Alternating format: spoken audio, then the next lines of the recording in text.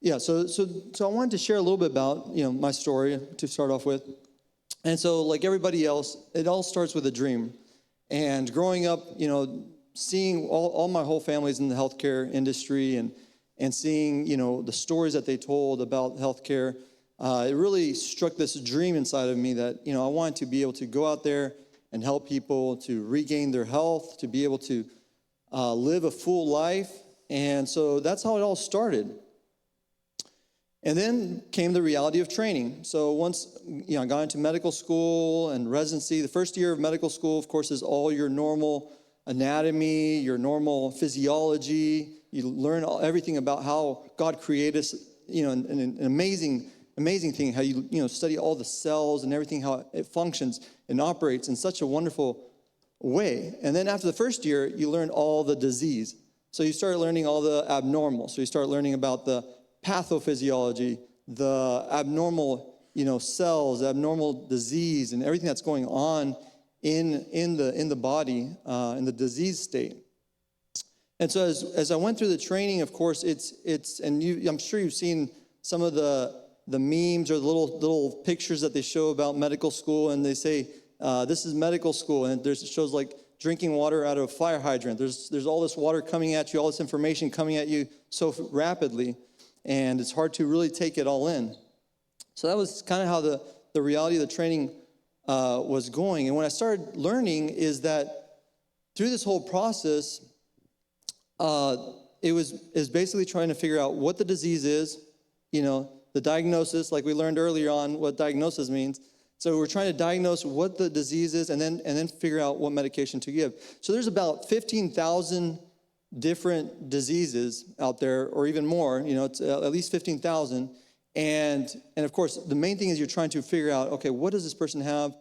What are some of these symptoms? And if you put all these symptoms together and you put all these labs together, then you get this diagnosis. And then after you get this diagnosis, okay, the next step is what medication can I give this person to help them out? And what you rapidly start noticing as soon as you start seeing this process and seeing it over and over and over again is that it really seems kind of like a patchwork model, because a patient comes in and you take their blood pressure, it's high, you tell them, okay, come back next week and we'll check it again. And they come back next week and the blood pressure is still high. And so now you're saying, well, you need to start on a medication. So we're going to start you on a blood pressure medication. And so you start on a blood pressure medication and you might be on that for a while. And then a few months later or two, it might be a year later, blood pressure is a little bit higher now. So now what do? You have to increase the blood pressure medication or start another blood pressure medication, right? And you see the cycle going on. And it became something very common through the training and through the whole residency. I started noticing that what we were doing was it seemed a little bit like a patchwork model. It happened with blood pressure. It happened with diabetes, right? So your blood sugar is high. You start a medication, start another medication. And then, of course, we talked about lipids and all these different things. And everything it seemed like it was kind of a same model going over and over, and it's a patchwork model. Overweight, there's several things that we do for overweight.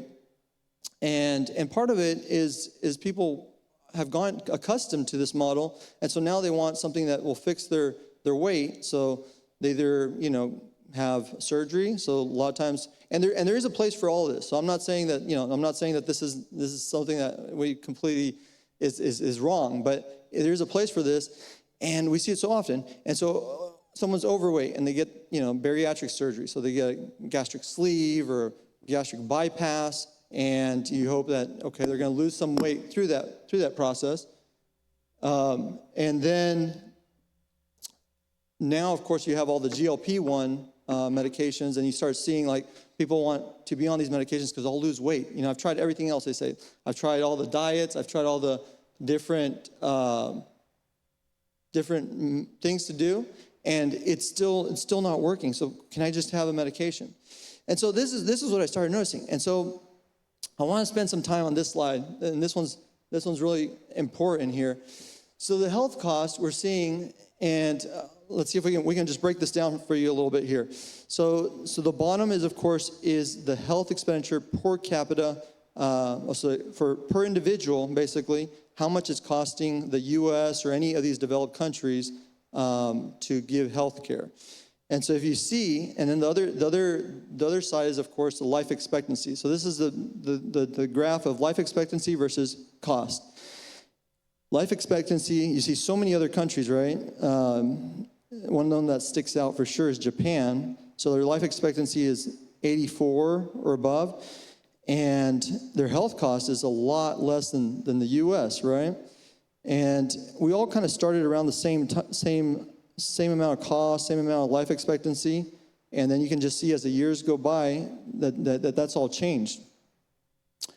And this is an old graph actually. This is not the newest thing. So I put some of the newest data here from Medicare and Medicaid, and spending is growing 7.2% in 2024, reaching $5.3 trillion or $15,000 per person to do what?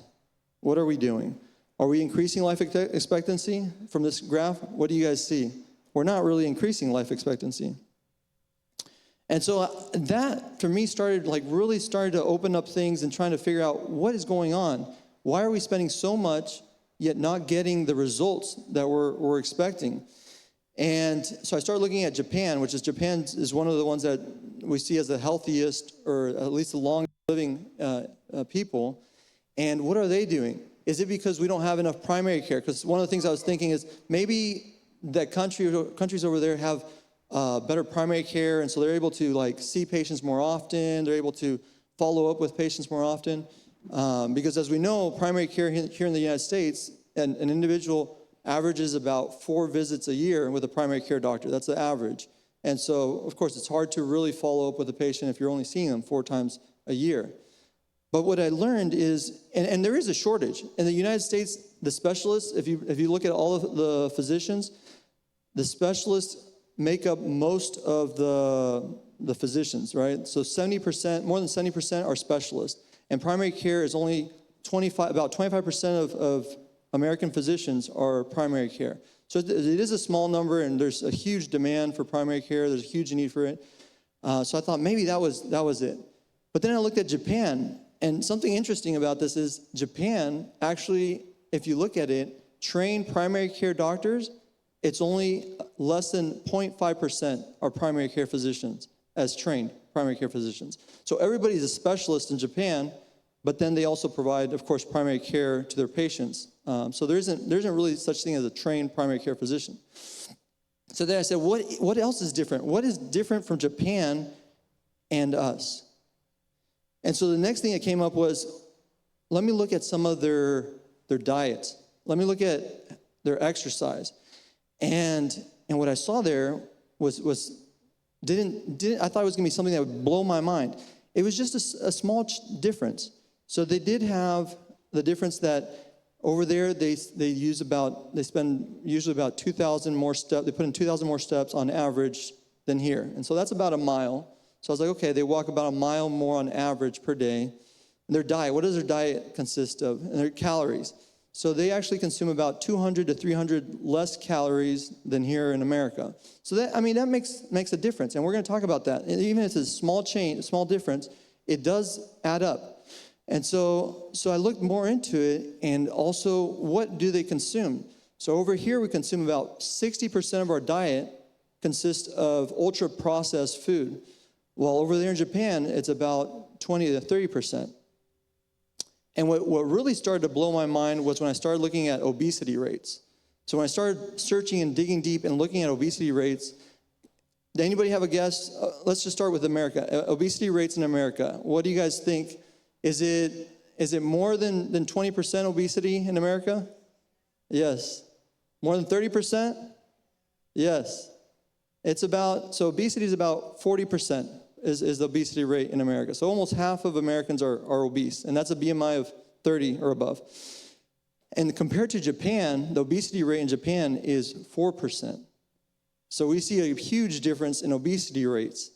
And so it's so stunning that I even looked at it, and they have a different BMI scale. And if you guys want to look at this later, so in America, we start overweight is 25, BMI of 25 to 29.9.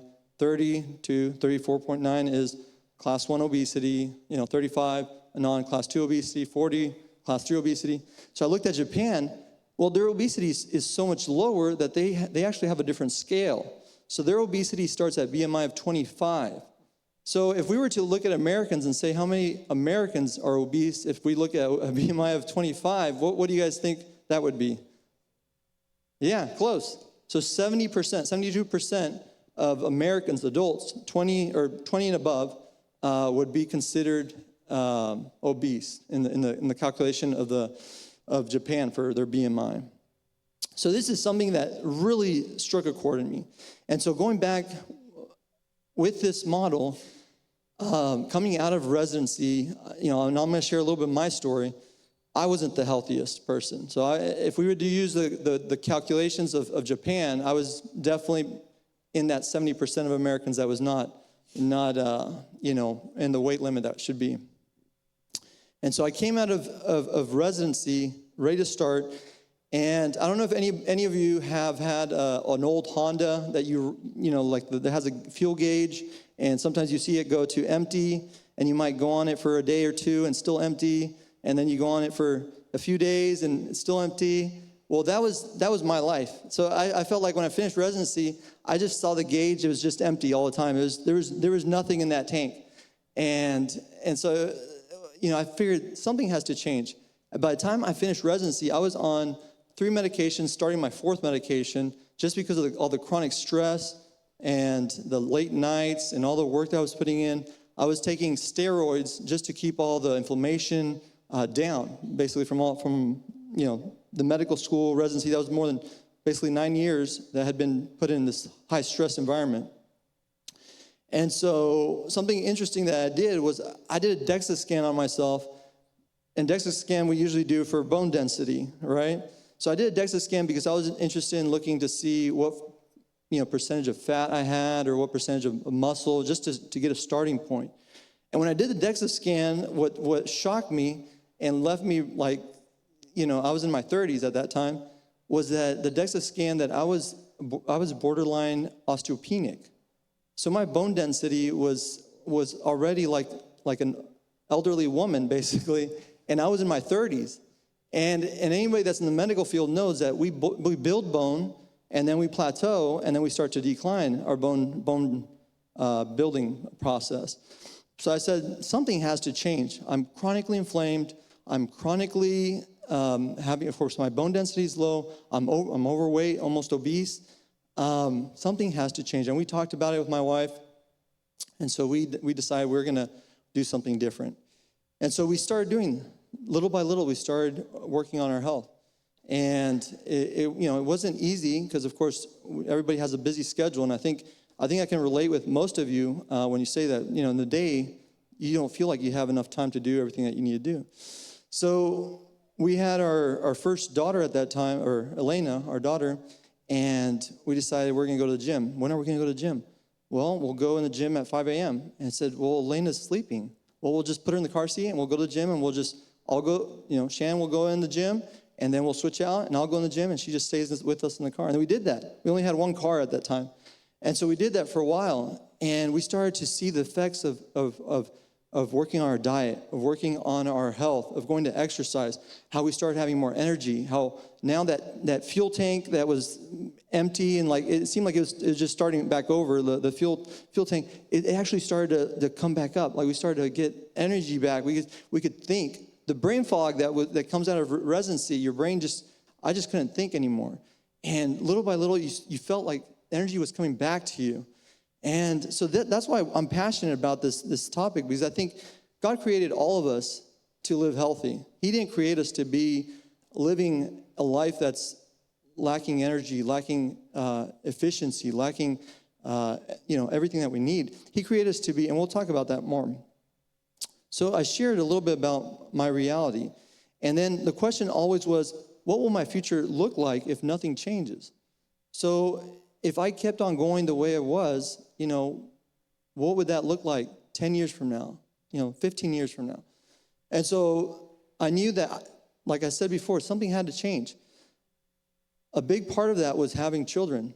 I think you always, you always think, when you have children, you think, I want to make sure that when they grow up, that everything that I've spoken, basically that you walk the walk and talk the talk, basically. So everything that you tell people, that you're actually living that your kids aren't just seeing someone say something and then not do it. And so that was a big thing for me. And just seeing that, I said, we need to do something. And if you would see my wife, she was pregnant with our second child. She had the other kid in a stroller, and she was running races. So if she was doing it, I had to do it. There was no way around it. So what actually creates health? So all that is basically just the introduction, just to get you guys interested in health. And there's no one better, for me, this story is one of the best ones, is Sir Dave Brailsford. Have you guys heard of this guy, Sir Dave Brailsford? No? Oh, good. So this is going to be new to you, and I enjoy talking about the story because it's such an amazing story. So this gentleman, he basically was the cycling coach that transformed an entire team, the British team. So what was the British team before him? So let's go over that a little bit here. Since 1908, British riders had won just a single gold medal at the Olympic Games. Since 1908. In 110 years, no British cyclist had ever won the Tour de France. And I want to explain a little bit about the Tour de France, because I think when it comes to health, nothing is bigger or as far as an athlete than the Tour de France, as the endurance, everything that goes into it. They're almost superhuman. So they go through 21 days of going through stages. Basically, you're maxing out your output in these 21 days. And so they race for basically they're there for 23 days. 21 of those 23 days, they're maxing out. They're giving everything they have. And they're running the race on, of course, they're through the Alps. There's different parts of the races. So some are mountain climbs, some are time trials. And they have to be not only good, because in cycling, you have athletes that are built more for endurance, for long rides. You have cyclists that are built more for sprints. So like those time trials, you have different types of athletes. But for the Tour de France, you have to be good at everything, basically. You can't, because what happens is every event, you get a time, and it gets compared to the top person in that event. So the top person in the event, let's say, did 4 hours for the whole stage, and you did 4 hours and 10 minutes. 10 minutes gets added to your total amount of time. And through 21 days, basically, your total amount keeps on getting added or subtracted if you're the winner of that race. So to win the Tour de France is a feat that is like no other. They say it's one of the biggest tests of endurance of athletes. And so no British cyclist in 110 years had ever won it. It was so bad that the top bike manufacturer in Europe at that time refused to sell bicycles to the British cycling team or put them on their cycles, because they thought this would be terrible marketing. If they were on their bicycles, their sales would just tank, because nobody even gave any credit or credibility to the British cycling team. That's how bad they were. And so this is where it enters the 1% principle. And I want you guys to remember this, because this is crucial. So the 1% principle, and Brailsford was the one that really introduced this or really made this big, was that if you can take each component of the race, or the components that go into cycling, and improve it by 1%. If you can take, let's say, your diet, improve it by 1%. If you can take your sleep, improve it by 1%. If you can take the gears that go on the bicycle, improve that by 1%. If you can take all these things and you add all these different components together, it's going to make a drastic difference in the end. And so his theory was the 1% principle. Okay, so the marginal difference. So if you can just do small things. And what did he do? So he started doing that. So he started noticing in this Tour de France, the riders are in hotel rooms, and they're not getting the best sleep possible. So if I can take the mattress that they use at home, their best mattress, the best pillows, to these hotel rooms, put them in their own bed, in their own pillows, so they sleep the best possible, then we might have 1%. Is that going to win the race? No, but it's going to give you 1% better chance of improving that component of sleep. Then he saw... If I can chip in. So I was thinking about the pillows that they were testing, and they found through a series of tests which one made them sleep longer. And if you sleep an average of 7 hours a night, let's say, maybe they probably sleep less, but let's, 7 hours is a healthy amount. Times 60, that's 420 minutes. So the 1% is just 4.2 minutes better or more in the quality. So the aggregate of the 1%, we're talking hairs, but he looked at everything, like you said, pillows, even the cream that they would put on their hands and in their body. As you probably know, they sit down a long time. What creams were better. So every single piece of cycling was thought into this aggregate 1%. So absolutely, yeah. It's insane. And then he looked into for example, the vehicles that used to take the bicycles. He decided, let's paint the vehicles white. And so they painted the whole inside of the component where they stored the bicycles white, so they could see even the dust particles, because he knew that even if dust particles started forming around the gears and around the seats and everything, that would make a difference. And that's 1%. And so I think the biggest thing for him was that he realized that if we can, like our minds, we can wrap around 1%. We can improve 1%. And the thing is, we have these little wins in our life. So if we can improve our sleep by 1% and we do that, then we can feel good about ourselves. We had a win. Whereas sometimes we set goals that are so high, we decide, well, I want to lose, X amount of pounds. Let's say 80 pounds. Well, that's not realistic. And we set ourselves up for some goal that we're not going to obtain right away. We might obtain in the long run, but then we become discouraged. And what happens is we end up going back to what we were before, or even worse, right? And so this is an amazing story. So what happened? Are you guys ready to find out what happened? So Sir David Brailsford took this cycling team, and you guys ready? In 2008, in the Olympic Games in Beijing, he won 60% of the gold medals with the cycling team. This is known as one of the biggest cycling in history of cycling. This whole era was one of the biggest ones, and it's a big one in all the books now of cycling. And not only that, so what happened? The next Olympic in 2012 in London, he won 9 Olympic records, 7 world records for this team. In 2012, Bradley Wiggins became the first British cyclist to win the Tour de France. In 2013, teammate Chris Froome wins Tour de France. Is that it? Or is there more? Chris Froome went on to win in 2015, in 2016, and 2017, giving the British team 5 Tour de France victories in 6 years. So this was an incredible, and it doesn't end there. From 2007 to 2017, British cyclists won 178 world championships, 66 Olympic or Paralympic gold medals, and captured 5 Tour de France victories, and was widely regarded as the most successful run in cycling history. So here you can see how small choices can make a huge difference.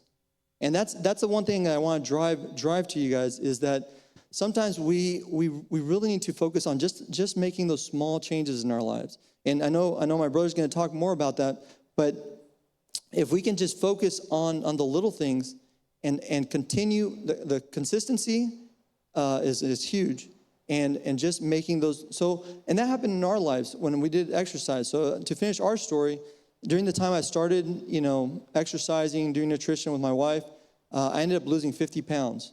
I lost 50 pounds. My resting heart rate used to be, when I started, and I did running, I'm now doing several things, but my resting heart, I used to wake up and my heart rate was in the 90s. That's not a great resting heart rate. So that's, just to put it to you guys, so normal heart rates is usually, during the day, is like 60 to 100 is what we call, your normal heart rate. So waking up and your heart rate's 90 is not great. So now I would wake up and my heart rate was in the 40s, 50s, which is extremely well. Like for me, that was a huge change. Losing 50 pounds was an extreme opportunity. And of course, that only goes to say like the way you feel is like no other. The energy that I got back, everything that I got back. And of course, the main thing is being a good role model to your kids. Or of course, for my kids, I felt like if I can regain some of my energy and not be a dad that just gets home and is sitting in the couch and I can have no energy for them, nothing to give, that was huge for me. And so, for I will restore health unto thee, and I will heal thee of thy wounds, saith the Lord. And I want to just spend just a second here saying again that God really created us to live our best health. We all have in our DNA, we have the best version of you. We have the best version of you. We have the best version of each and every one of us. So if we can really dig in, get to the best version of us, He wants us to be healthy. He wants us to be at our best. We didn't talk too much about it, but of the whole healthcare cost that we're talking about, 90% of that is just chronic diseases. So 90% of what we're dealing with health in the United States is stuff that could be changed with lifestyle. So that would, in a short glimpse, that's the message that I want to give out. And of course, I'll turn it over to my brother, but I encourage you to really think about that. And he's going to talk more about some of the steps that we can take. Thank you, Daniel. That's really inspiring with your story and also with the Olympic story, right? It shows us that it's not about trying to climb Mount Everest tomorrow, but taking that little step. And more importantly, it's knowing that Jesus Christ is our coach, that He's there beside you, and He's trying to help us achieve that optimal health. But there's something called excuses. And we have to be realistic. We make them. Maybe a lot of them. On one side, we have the actual excuses that are legitimate. Perhaps you're in that boat right now where you're working 2 jobs, you have 4 kids, and you're alone, and there's just no time. So you're thinking, it's not now. But it could be tomorrow. It could be later. But most of our excuses are egocentric. We're just trying to look better. We're trying to make sure that the excuse we give is so that I don't have to do what I know I need to do. And I think that's probably where we tend to find ourselves most often.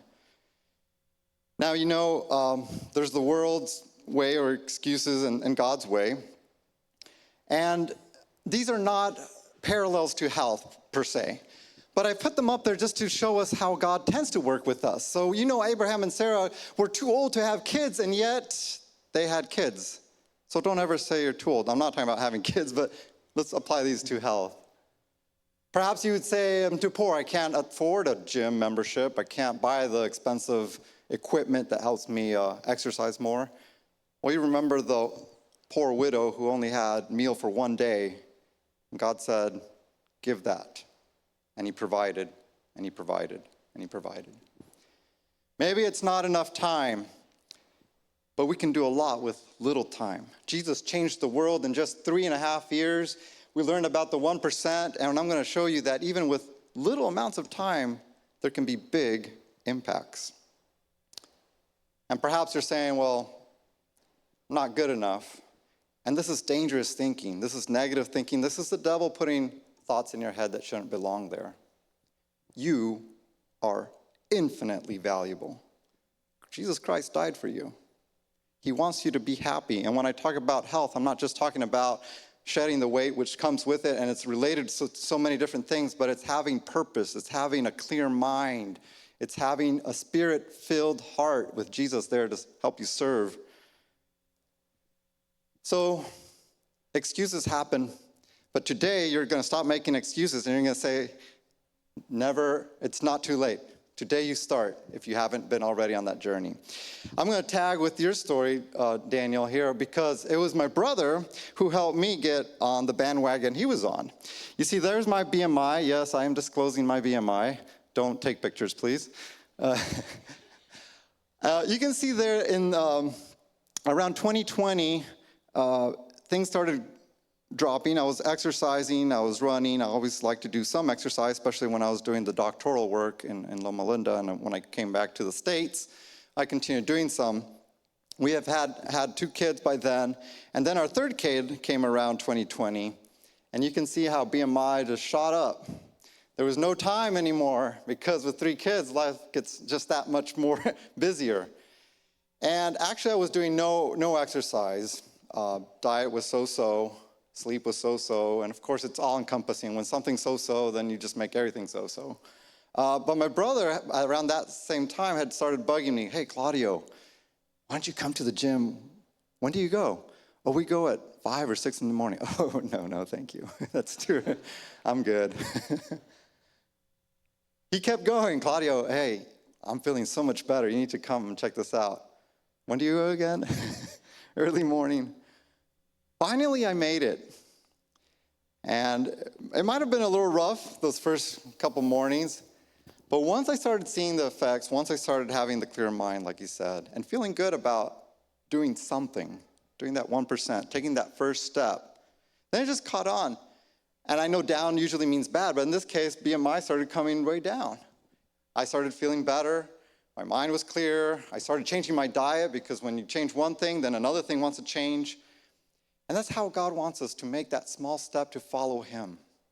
He's not waiting you to be perfect. He just says, follow me. Follow my counsels. I've given you plenty of counsels. Pick one. Start there. Because when you start with the 1%, with the one choice, with the one little thing that you can change, that you have power over, then you're like, well, I can do this. Let's do the next thing. Let's try the next thing. On that same note about never too late, let me tell you a story about Grandma Gatewood. How many of you have heard about Grandma Gatewood? Good, I'll tell you about her. Her name being Emma. So sometimes, and I share this story because we can at times give ourselves excuses and think, I just have it rough. But sometimes God gives us stories that make us realize, I'm okay. And this is one of them. Grandma, before she became Grandma, just Emma, she was one of 15 siblings. So I'm sure nobody here has 15. If not, please raise your hand. I would love to talk to you and see what it was like. But imagine having 15 siblings. When you have that many siblings in your house, you have to sleep several to a bed. She had 4 kids to a bed to sleep every night. Her father had been in the Civil War. He didn't have legs. He was very abusive. He was hard on the family. Everybody had to work. She had very little education. But she found a way to read, and she would find different books to read and educate herself. She later on, at age 19, got married, but things didn't change drastically. She became the mother of 11 children herself. And sometimes the cycle repeats itself. And in this case, even though her husband was an educated man, he was very abusive. To the point where she was walking through downtown one day in her little town, the mayor sees her with a black eye and missing teeth and says, "What's wrong, Emma?" She tells him, and she says, "You're not going back. Stay with me. I need to protect you." She went through a divorce when times were hard to have a divorce, and she found jobs where she could stay and feed her 11 kids, sometimes several jobs. A rough life. It wasn't until all her kids were out of the house and much later in her life, at age 66, when she picked up an old National Geographic that was being thrown away, and she read about the Appalachian Trail. Goes from Maine all the way to around Georgia, correct me if I'm wrong, but it's over 2,000 miles, 2,200 miles. The article talked about how lovely this trail was and how you could stop at different towns and see different things along the way. And so she went all the way to Maine and started thinking, I'm going to go south. On day 3, her glasses had fallen and broken. She was out of food and she was lost. The park ranger finds her and says, "Miss Emma, just quit. This is not for you. It's a long trail." But being a determined woman, the next year, at age 67, she's told her kids, "I'm going for a walk." Not telling her what kind of walk. A long walk. This time she decides to start in Georgia and move north. She walks. And she walks. But not just as we tend to see hikers today with the backpack and the nice boots and all the equipment. She just bought a pair of canvas Converse tennis shoes, put a burlap sack with some few items of food in there, as you see in the picture, and an umbrella, not even a tent. On rainy days, she would find leaves to cover herself. On cold days, she would heat up rocks to stay warm. But she kept walking. Now, knowing her previous life, maybe she was looking for healing. And there's a strong correlation with exercise, walking, fresh air, sunlight, you know these, with healing. Mental healing, spiritual healing. Well, she hadn't finished the Appalachian Trail when somebody caught her story and started writing about it, published it to the US, and she became an instant celebrity before she got and finished it to Maine. But the story doesn't end there. The next year, she did it again. 2,200 plus miles. Again, doing what seemed impossible. 2 years later, at age 71, she did the Oregon Trail, which is another very, very long, several thousand-mile trail. She hiked that. At age 76, she did the Appalachian Trail for the third time, becoming the first person ever to do the Appalachian Trail 3 times. She kept going. Age 79, she did a yearly hike of 6 miles where people would join her, and she kept doing it till her last day at age 85. Brothers and sisters, no excuses. We just got to get out there and do the 1%. Do the little step. God has given us plenty of counsel. Read it. Pick one. Say, Lord, help me. In fact, ask the Lord, which one do you want me to start on? Because God knows what you need to change personally. He is the master coach. He is the master medical doctor. And as the title said, doctors have their place, healthcare has its place, but when we're talking about mental, spiritual, and body health, Jesus Christ is our doctor. He has given us a counsel, and he has given us what to do. So just go. And that reminds me of Matthew 10:5-10, when he told the disciples, go. What did he tell them to prepare and take with them? A big suitcase and a lot of stuff? No, go, just do it. Take what you have here and speak it. Take what you have here and do it. You don't have to be a master at it, just try, just go. So he sends the disciples out, and they just went. And when they came back, he asked them, how did it go? Did they say it was a failure? No. There was success, because when you step out in faith and you do the 1%, you do the step, and you follow Jesus Christ and everything that he's told us that we should be doing, there's success. Now, this is kind of a medical or background, here are some studies. We could have done this all just medical studies or research, but I think stories are more interesting, and you tend to remember the stories more than the research. But there is plenty of research out there. This one was done on cardio health on older people, so those 65 to 85 years old. 120 of them. And after the 12 months of exercise training, there was definitely improvement in their cardiopulmonary reserve. Now, this not only shows us that it's never too late to start exercising, whether you're 5, 10, 15, or 85, but it tells us here at the end something very interesting. Just with 500 steps a day, there was a 14% lower cardiovascular risk. Now, what is 500 steps a day? This is a quarter mile, folks. This is only about 4 or 5 minutes, all right? This is a little walk. How many of you can do a little walk? All right, we can all do a little walk. If nothing else today, in your break, go to the road and come back and do that a couple of times. I'm sure you'll get your quarter mile real quick. But don't stop there. Obviously, that's just the beginning.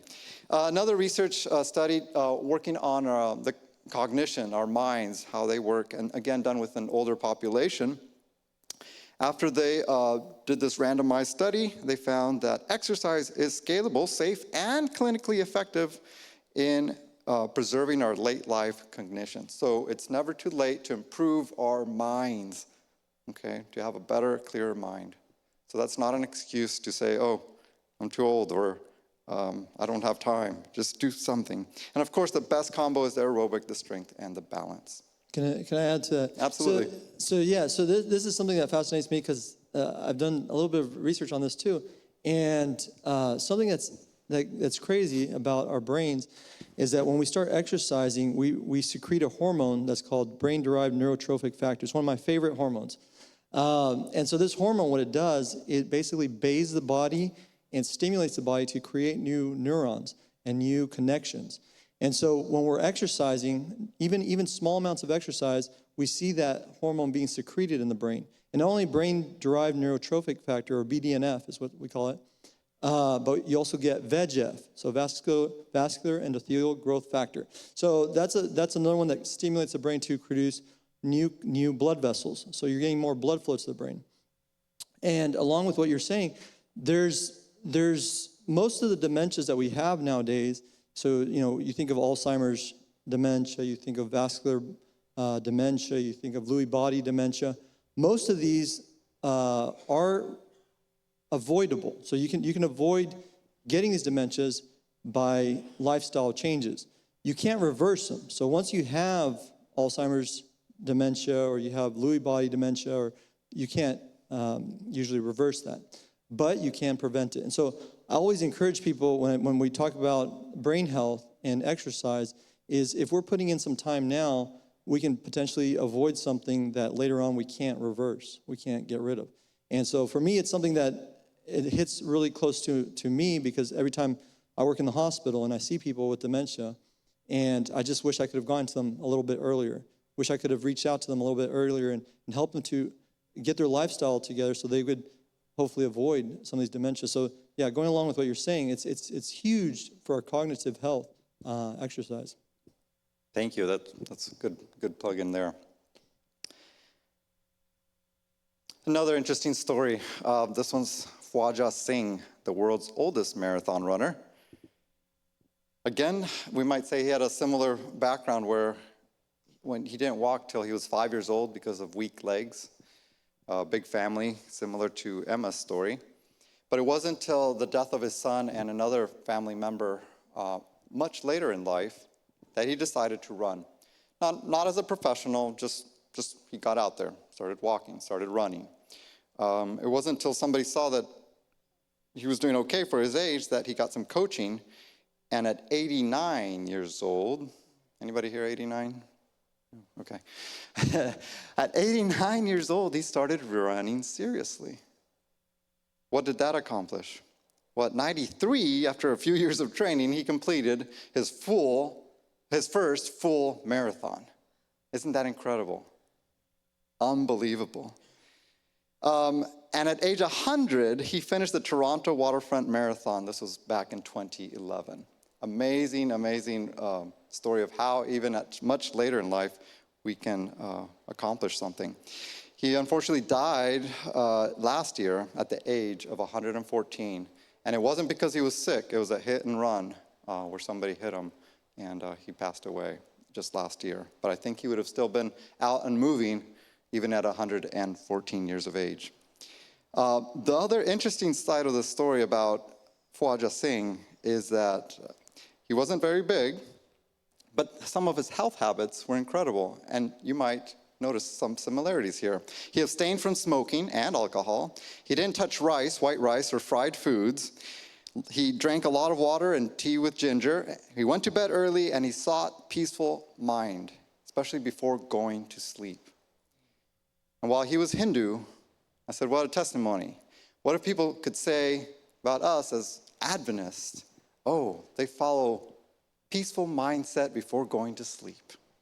And I think we should practice that when we do our prayers at night.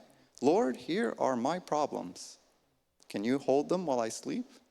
Can you fix them and work on them while I sleep? I'm going to go on a little tangent here, but when God created the world, and we know this very well, it's from sunset to sunrise, right? So the day begins at sunset, right? And we know this very good. We do this very well for Friday, but we don't do it very well for the rest of the days. But we know every day starts with sunset. So when I go to sleep on Sunday night and Monday starts, how does your day start? It starts with sleeping. God intended your day to start with sleeping. It doesn't finish with sleeping. It starts with sleeping. And I think there's a powerful lesson here that teaches us to start our day by sleeping in peace. by giving God our to-dos for the daytime of that day. But the nighttime of the beginning of the day, which is at sunset, we should give him, hey, Lord, this is my plan for tomorrow. You take it. Help me sleep in peace. Have a good rest. And I know I'll have to wake up and live those things, but you work while I sleep, because God never sleeps, right? So just a different way to see the days of the week. We do it very well for Friday night. We know Sabbath starts there, but what about when you start the day, not at midnight, but the biblical way, at sunset? Sorry, I digress. But in Counsels of Health, she states the following and says, when we have this great inducement before us, cannot we run with patience the race that is set before us, looking unto Jesus, the author and finisher of our faith? He has pointed out the way for us and marked it all along his own footsteps. It is the path that he traveled, and we may, with him, experience the self-denial and the suffering and walk in this pathway imprinted by his own blood. This is so packed in here, but the words of running the race, of walking in his pathway, just resonate with the stories that I've shared with Emma about Emma and Mr. Singh. How they would walk and take that next step to finish that race. You just have to take the next step. And as we walk our Christian life, our Adventist principles, they're biblical principles that Christ has set before us. And we have a very good ability of putting head knowledge, I believe. We know a lot. But is it heart knowledge? We know it, but can it burn in your heart to say, Lord, what do I need to change next? What has to happen in my life? Because we love to give health talks, and I love to give health talks. We all do great health talks, and nothing wrong about them. We need to do more of them, actually. But imagine if every single member that sat in our pews at our churches every day not only knew the health message, but lived it and were transformed from day to day. So that when people saw them, it wasn't just a health talk at a church, but they became living health talks, right? I think that's the calling that we need to have in our minds. We're never alone. So a lot of times it can be like, doctor gives you the prescription, all right, you're out of the office, go get your medicine, go do the things I've told you. But with Jesus Christ as our medical doctor, and this is the difference between regular health care and biblical health care, is that Jesus, the doctor, walks with us. So when you go shopping, he helps you with the shopping. When you're hungry and you're on the road and you don't know where to stop and where to find the healthier food, and you're like, Lord, there's no healthy food, how can I buy a healthier option? When you're saying, I have so much to do and I'm stressed, Lord, how can I decrease the stress? The Lord is with you always. Give it to him. Give it to him.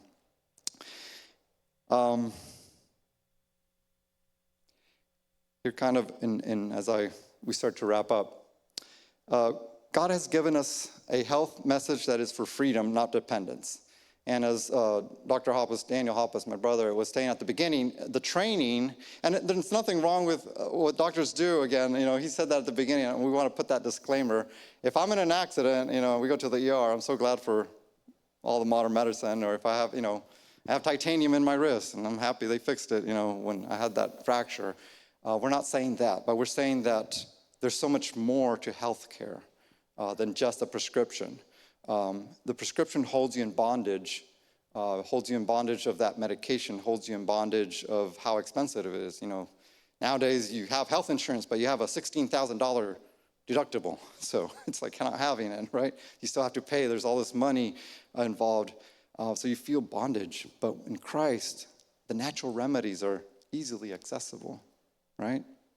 And whether it's New Start or, whatever acronym, we know the natural remedies are good for us. Let's do them. And then the 1% that we talked about, they make a difference. The aggregate makes a difference. So find the 1%, find it and keep it, add another 1% and keep it, and these will add up. They'll add up. And they give transformative results. On that note, here's a quote from Education, page 105 and 106. It says, there can be no life without growth. The plant must either grow or die. As its growth is silent, and imperceptible, but continuous, so is the growth of character. At every state of development, our life may be perfect, yet if God's purpose for us is fulfilled, there will be constant advancement. Again, you could almost unpack this for a whole talk, but a couple things that just stood out for me is a plant either grows or dies. We either grow or die. Everything God created was meant to advance, to become better. Heaven will be eternal growth, eternal mental growth, eternal spiritual growth, eternal all kinds of good growth. That is life. And I think we start practicing that now. And one of my observations, or has become a pet peeve at sometimes, is that when we have kids, we have little kids, and we see them grow, and we're like, yay, you're walking now, and then the elementary school, you graduated, high school, you graduated, college, you graduated, and it seems like we get at some point in our life where then everything's like, okay, we can just stay here. No, brothers and sisters, let us keep growing, keep increasing that knowledge. And same with exercise and health, we get to our comfort zones. So we might start walking, hey, I can do those 500 steps, easy peasy. Don't stay there, keep growing, keep growing, keep growing. We either grow or we die. And perfection, we tend to make it a checklist. So like, okay, you got the 10 points, you're perfect. In God's eyes and in biblical perspective, perfection is always growing, as we saw in this statement here. At every state of development, our life may be perfect. So if you're here, you're perfect for that stage. But don't digress. That's our message. Don't digress. Keep growing. Keep progressing in God. All right, the other summary points that we wanted to do here, of course, it's never too late, as we saw in the story of Emma and in the story of Fwaja Singh. Find support, health. We were never meant to do things by ourselves. From the beginning, God created a companion for Adam. When he told him to build the ark, he didn't say, you build it alone. He had his 3 sons, his wife, and a community, and so forth. We see God likes to work in community. That's why we have ASI, right? A community of different networks, of different functions, of businesses, so that we work together and we help and uplift each other. And of course, God is our support. He helps us so that we can build that community in him. And I leave you with this last verse here from Matthew 4:23 and 24. And it says, and he went throughout all Galilee teaching, this is Jesus, teaching in their synagogues and proclaiming the gospel of the kingdom and healing every disease and every affliction among the people. Those affected with various diseases and pains, those oppressed by demons, epileptics and paralytics, and he healed them. The same Jesus that healed then has the same power and desire to heal today. He hasn't stopped. The same Jesus that healed spiritually the demons, epileptic, the mind, and the paralytics, the physical, wants to heal you and me, mind, body, and spirit. And he will do it if you ask him. Let's conclude with prayer and ask him to help us do that 1% as we move forward. Let's bow our heads. Loving Father, thank you so much for being a God who encourages us, who compels us to something better, who gives us wisdom, who shows us that we can do just the one step, to step out in faith and to do the 1%, to know that we can have victory after victory and not digress if we look into the eyes of Jesus and say, Lord Jesus, I cannot do it by myself. I need you. I hear what you told me to do. Help me to do it. Whether we're here wanting healing in our minds, our bodies, or our spirit, Father, may we truly surrender to you and to know that you are the master healer, the one who will heal when we ask. Whether it's today, tomorrow, or at your soon coming, we can have the guarantee that you will heal, for that is your nature. Thank you so much for this opportunity to be here together at ASI. May you continue to live in us and to compel us to do what you want us to do. In Jesus' name I pray. Amen.